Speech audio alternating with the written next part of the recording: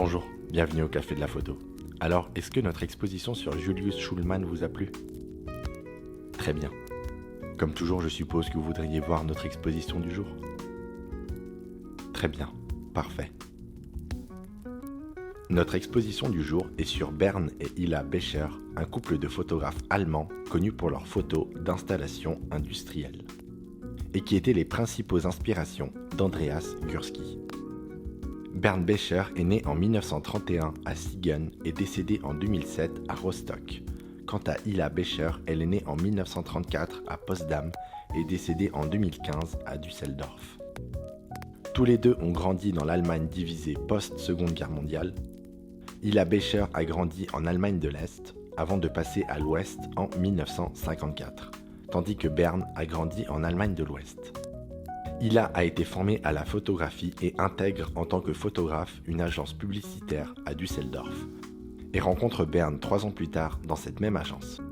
Tandis que Bernd a étudié la peinture et le dessin et décide de se lancer dans la photographie sans formation. Ils commencent à travailler ensemble en 1959 en photographiant des mines de charbon dont la fermeture était annoncée.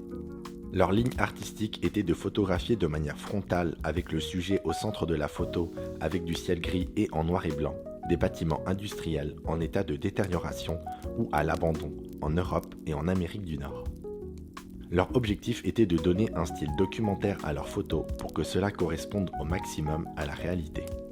Leur objectif était également de mettre en avant les formes géométriques de ces bâtiments qui se répètent tout du long.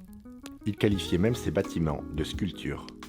Et leurs photos ont joué un rôle important dans la préservation de ces bâtiments industriels. Leurs photos sont devenues des vestiges de bâtiments d'une époque révolue. D'ailleurs, le couple, en expliquant leur travail, disait que la durée de vie des bâtiments industriels est extrêmement courte. La plupart des bâtiments que nous avons photographiés n'existent plus. Comme le monde ne produit plus de grands monuments, ces sites industriels sont les marques architecturales de notre époque. Or, ce patrimoine s'évanouit. Leurs photos étaient prises avec une chambre photographique 20-25 équipée d'un téléobjectif pour éviter les déformations. Ils présentaient leur œuvre sous forme de panneaux de 9 ou plus, avec leurs photos en petit format pour renforcer le côté catalogue scientifique de leur travail. Ils appelaient ça de la typographie et étaient reliés au mouvement de la nouvelle typographie, un courant de la photographie qui apparaît dans les années 70 et veut gommer tout style personnel dans la photographie de paysage. Les Becher expliquent avoir puisé leur inspiration dans le mouvement de la nouvelle objectivité, un courant de l'entre-deux-guerres qui prenait une représentation sans état d'âme des objets du quotidien. Leur principale inspiration était August Sander et Karl Blossfeldt.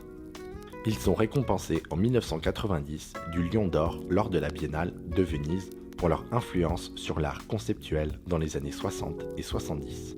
L'art conceptuel étant un mouvement de l'art contemporain apparu dans les années 60.